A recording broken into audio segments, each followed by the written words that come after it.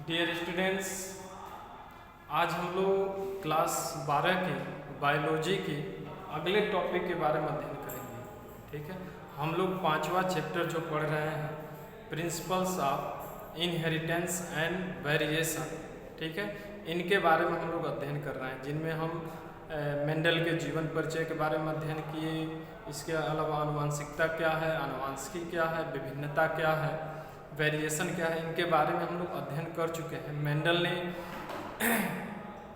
कितने जोड़े अपने प्रयोग में मटर के कितने जोड़े लक्षणों को अपने प्रयोग में सिलेक्शन किया था, उनके बारे में भी अध्ययन कर चुके हैं। अगली जो टॉपिक है, यहाँ से बहुत महत्वपूर्ण टॉपिक स्टार्ट होती है। अगली जो टॉपिक है, मेंडल के एक गुण वंशागत का संकरण प्रयोग है। ठीक है, एक गुण संकर वंशागत का संकरण प्रयोग को हम एक संकर संकरण भी कहते हैं या मोनोहाइब्रिड क्रॉस भी कहते हैं। इंग्लिश में देखिए, Mendel's hybridization experiment of single trait inheritance monohybrid cross. ठीक है, तो क्वेश्चन अगर पूछेगा, अगर क्वेश्चन बोर्ड में पूछे तो मोनोहाइब्रिड क्रॉस के ही नाम से पूछेगा कि मोनोहाइब्रिड क्रॉस से आप क्या समझते हैं, एक संकर संकरण से आप क्या समझते हैं। ठीक है, उदाहरण द्वारा स्पष्ट कीजिए। ठीक है, या मेंडल के द्वारा किए गए प्रयोगों में एक संकर संकरण से आप क्या समझते हैं। इस प्रकार के क्वेश्चन बोर्ड में पूछ देता है, तो आप लोग इसे समझ लें। बहुत ही महत्वपूर्ण टॉपिक है। देखिए, पहले हम लोग जान लें कि मोनोहाइब्रिड क्रॉस क्या है, मोनोहाइब्रिड क्रॉस किसे कहते हैं। ठीक है, मोनो मीन्स होता है, देखेंगे मोनो मीन्स जो होता है एक होता है, एक होता है। मोनो मीन्स केमिस्ट्री में देखेंगे मोनो, डाई, ट्राई, इस तरह यूज हम लोग करते हैं। तो मोनो मीन्स होता है एक, ठीक है, और हाइब्रिड मीन्स होता है संकर, और क्रॉस मीन्स होता है संकरण होता है।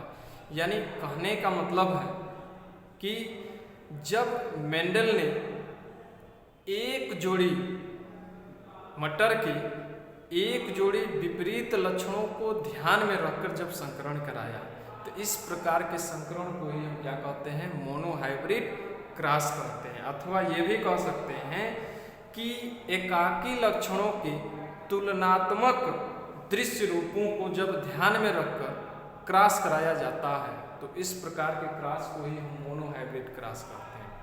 एकाकी लक्षणों के तुलनात्मक दृश्य रूपों को ध्यान में रखकर जब संकरण कराया जाता है, तो इस प्रकार के संकरण को हम क्या कहते हैं, मोनोहाइब्रिड क्रॉस कहते हैं या एक संकर संकरण कहते हैं। ठीक है, ये तो डेफिनेशन हुआ। ठीक है, तो आप देखेंगे कि मेंडल ने किस प्रकार मोनोहाइब्रिड क्रॉस कराया, किस प्रकार प्रयोग किया। चूंकि आप लोग को इतिहास उसके बारे में बता चुके हैं, थोड़ा सा ये मिटा देते हैं क्योंकि स्पेस कम है। इस पे चार्ट जब बनाएंगे तो अट नहीं पाएगा, इसको मिटा दिया जाए। देखेंगे कि मेंडल ने जो जिस गिरजाघर में रहता था, पादरी के रूप में बताए भी होंगे, उस गिरजाघर में बागीचे थे। उसी बागीचे में मटर के बहुत से पौधे थे, मटर के बहुत सी जातियाँ थी। तो जो मटर के पौधे हैं, उन्हीं मटर के पौधों पर प्रयोग किया। ठीक है, एक जोड़ी विपरीत लक्षण लिया, एक लक्षण लिया। जैसे एक लक्षण जो हो गया, पहले ये समझ लिया जाए तब इसका प्रयोग समझ में आएगा। अभी मैं बताया हूँ, एकाकी लक्षणों के तुलनात्मक दृश्य रूप को जब ध्यान में रखकर संकरण कराया जाता है, तो मोनोहाइब्रिड क्रॉस कहते हैं। तो एकाकी लक्षण मतलब सिंगल लक्षण की मैं बात कर रहा हूँ। तो एक लक्षण हुआ तने की लंबाई, तने की लंबाई। ठीक है, तने की लंबाई है। ठीक है, तने की लंबाई ये एक लक्षण हुआ, और इसके तुलनात्मक दृश्य रूप दो होंगे। कौन कौन से होंगे? एक जो होगा, एक होगा लंबा, जिसे हम टाल कहते हैं, और एक जो होगा बौना, जिसे हम ड्वार्फ कहते हैं। ठीक है, तो एक लक्षण जो हुआ मटर के तने की लंबाई एक लक्षण हुआ, और इनके तुलनात्मक दृश्य रूप जो हुआ वो हुआ एक लंबा हुआ और एक बौना हुआ, एक टाल और एक ड्वार्फ हुआ। तो ये दोनों क्या है, तुलनात्मक दृश्य रूप है, इन्हीं पर उन्होंने प्रयोग किया। ठीक है, किस प्रकार प्रयोग किया इसके बारे में हम लोग जान लें। उन्होंने क्या किया कि मटर के एक लक्षण यानी तने की लंबाई वाले दो दृश्य रूप लिया, एक टाल और एक ड्वार्फ। ठीक है, और इन दोनों के मध्य संकरण कराया। किस प्रकार कराया, तो क्या किया, एक लंबे पौधे के जो बीज थे उस बीज को लिया और बागीचे में ही किसी स्थान को बो दिया उसे, और एक बौने पौधे वाले बीज को लिया जो शुद्ध नस्ली था, लंबे पौधे वाला भी जो था वो भी शुद्ध नस्ली का था, उसे भी दूसरे स्थान पर बोया, उसके पास नहीं बोया। ठीक है, दोनों को अलग अलग स्थानों को बो दिया। जब वो अंकुरित हुए और मटर का पौधा बना, उसमें पुष्प लगा, तो पुष्प लगने के बाद क्या किया कि जो बौने पौधे वाला मटर वाला पौधा है उसके पुंकेसर को काट कर निकाल दिया, जो भी स्टेमेन है उनको काट कर पुष्प से निकाल दिया। इसलिए निकाल दिया ताकि उनमें स्वपरागण की क्रिया न हो जाए, सेल्फ पोलिनेशन की क्रिया नहीं हो जाए। ठीक है, देखेंगे यहाँ पे लिया कैपिटल टी और स्मॉल टी ले लेते हैं। एक लंबा और एक बौना, टाल और ड्वार्फ। ठीक है, इसको कैपिटल टी, इसको कैपिटल टी से डिनोट किया, स्मॉल टी से।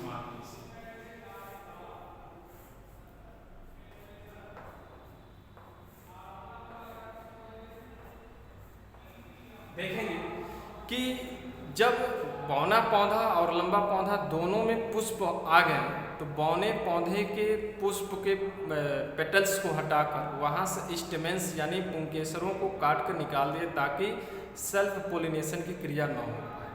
अब क्या किया कि जो लंबे पौधा था, लंबे पौधे के पुष्प में जो पराग कण थे, ठीक है, स्टेमेंस थे, पुंकेसर से पराग कण निकाला और उसको लाकर सावधानी से जो बौने पौधे के वर्तिकाग्र है, ठीक है, उन वर्तिकाग्र पर या कार्पेल्स पर, अंडकों पर लाकर छिड़क दिया पराग कणों को, पोलन ग्रेन को वहाँ पर लाकर छिड़क दिया। इस प्रकार पर परागण की क्रिया हो गई, यानी क्या, क्रॉस पोलिनेशन की क्रिया हो गई। क्रॉस पोलिनेशन क्रिया होने के फलस्वरूप अब उसमें मटर के बीज बने। मटर के बीज जब परिपक्व हो गए तो उस बीज को लेकर तीसरे स्थान पर बोया। जब तीसरे स्थान पर बोया तो तीसरे स्थान पर जो पौधे हुए सभी के सभी लंबे हुए। इस प्रकार तीसरे स्थान पर जो पौधा बोया वो चूंकि संतति थे इसलिए उन्हें फर्स्ट पीढ़ी कहा, प्रथम पीढ़ी कहा।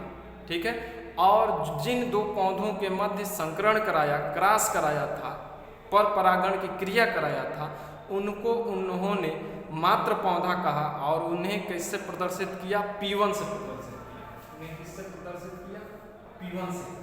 आधुनिक वैज्ञानिक इसी P1 को P के रूप में प्रदर्शित करते हैं। ठीक है, तो देखा कि प्रथम पीढ़ी, देखिए प्रथम पीढ़ी है, देखेंगे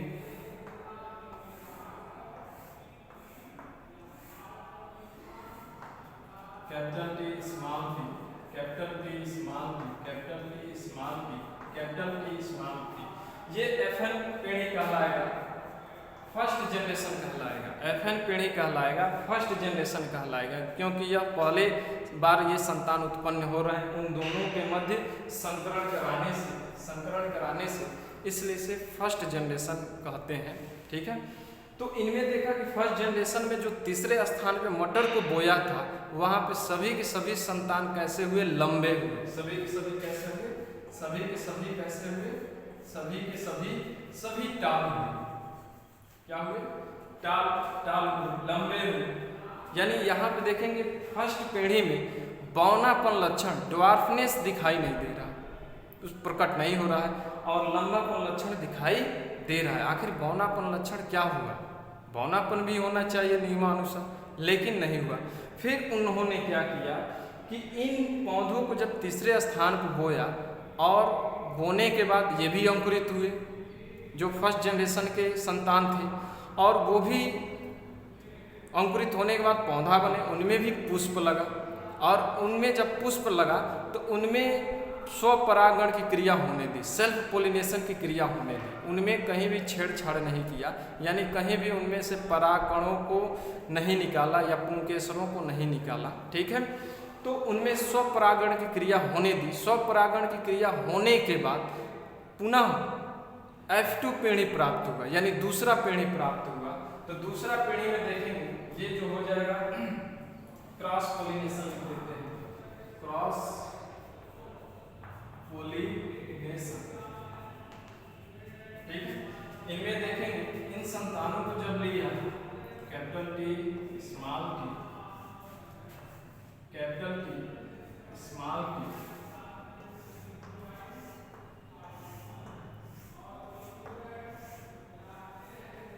capital T capital T capital T small t, capital T small t और स्मॉल t स्मॉल t। अब देखिए ये F2 पीढ़ी हो जाएगा, क्या होगा, F2 पीढ़ी हो जाएगा।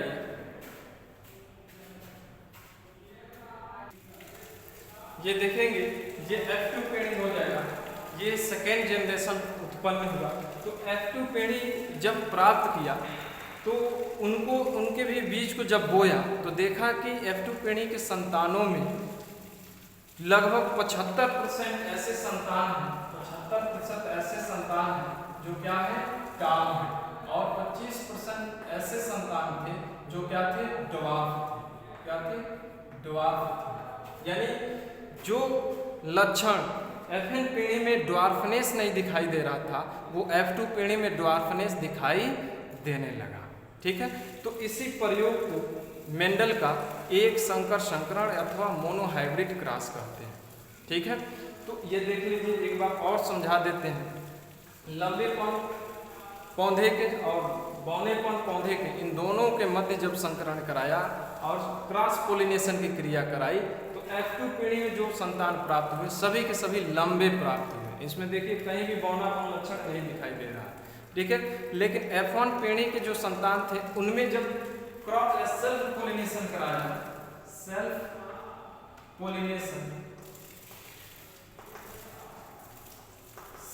पोलिनेशन कराया तो F2 पीढ़ी के जो संतान उत्पन्न हुए उनमें 25% जो है ड्वार्फनेस लक्षण दिखाई दे रहा था और 75% ऐसे संतान थे जिनमें टालनेस लक्षण दिखाई दे रहा था। इसका मतलब ये है कि F1 पीढ़ी में जो संतान हुए उनमें कोई न कोई ऐसा कारक है जो उनके लक्षणों को F1 पीढ़ी में प्रकट होने से क्या कर रहा है, रोक रहा है। ड्वार्फनेस को प्रकट होने से F1 पीढ़ी में रोक रहा है और F2 पीढ़ी में पुनः वो अलग हो जा रहा है कारक, जिनके कारण F2 पीढ़ी में वो शुद्ध रूप में शुद्ध नस्ली ड्वार्फनेस लक्षण दिखाई दे रहा है। ठीक है, और टालनेस भी दिखाई दे रहा है। इस आधार पर मेंडल ने कुछ निष्कर्ष निकाले। ठीक है, कुछ निष्कर्ष निकाले, उन्हीं निष्कर्षों को ठीक है हम लोग आगे पढ़ेंगे। ठीक है, तो आज के लिए बस ये देख लिया जाए, समझ लिया जाए केवल प्रयोग को ही। फिर एक और टॉपिक है, कौन सी टॉपिक है, वो है अन्योन्यता संकरण, रेसिप्रोकल क्रॉस। एक और reciprocal cross, reciprocal cross, reciprocal cross है। ठीक है, इसे अन्योन्यता संकरण कहते हैं, अन्योन्यता संकरण कहते हैं हिंदी में। ये अन्योन्यता संकरण क्या होता है, जैसे आप लोग को अभी मैं बताया हूँ कि जो ड्वार्फ पौधे थे उनके बीज को अलग बोया, जो टालनेस वाले पौधे थे उनको बीज को अलग बोया, और जो बौने पौधे थे उनके पुंकेसर को काट कर निकाल दिया, और लंबे पौधे के पराग पुंकेसरों से पराग कण लाकर बौनेपन पौधे के वर्तिकाग्र पर छिड़का था, यानी क्रॉस पोलिनेशन की क्रिया की थी। इसी क्रिया को अब विपरीत कर दिया, यानी उन्होंने क्या किया, अब बौने पौधे के पुंकेसरों से पराग कण लिया और लंबे पौधे के ठीक है वर्तिकाग्र पर छिड़का, यानी यह क्रिया विपरीत किया। ये जानने के लिए देखा जाए कि क्या रिजल्ट निकलता है। अगर ये क्रिया विपरीत कर दें तो रिजल्ट क्या निकलेगा, ठीक है। तो विपरीत क्रिया करने के बाद भी जो रिजल्ट निकला सेम निकला, जैसे ये निकला है रिजल्ट उसी तरह निकला, यानी FN पीढ़ी में सभी संतान लंबे हुए, लेकिन F2 पीढ़ी में जो है 25% संतान जो है उनके अंदर बौनेपन लक्षण था और 75% जो लक्षण है उनके अंदर टालनेस यानी लंबेपन लक्षण दिखाई दे रहे थे, यानी दोनों में समान थे, विपरीत। इसी क्रॉस को हम रेसिप्रोकल क्रॉस कहते हैं या अन्योन्यता संकरण कहते हैं। तो आज के लिए इतना। देखेंगे मेंडल ने जो भी प्रयोग किए, इन प्रयोगों के आधार पर कुछ निष्कर्ष निकाले। उन्हीं 3 निष्कर्ष के बारे में हम लोग कल डिटेल पढ़ेंगे। कौन कौन से हैं कि पहला जो है अनुवांशिकी के कारक की खोज की, निष्कर्ष निकाला। दूसरा जो है वो है प्रबलता और अप्रबलता, डोमिनेंस एंड रिसेसिवनेस, इसके बारे में भी बताया। और तीसरा जो पॉइंट है वो है पृथक्करण, सेग्रीगेशन, ठीक है। तो इसके बारे में, इन तीनों पॉइंट के बारे में हम लोग कल चर्चा करेंगे, ठीक है। आज केवल इस प्रयोग के बारे में समझ लीजिए आप लोग। कल जब हम पढ़ाएंगे तो पुनः यह चार्ट हम बनाएंगे और समझाएंगे, उन तीनों निष्कर्षों के बारे में बताएंगे, ठीक है। आज थोड़ा टाइम कम है इसलिए छोटा सा वीडियो हम बनाए हैं। तो आज के लिए बस इतना ही।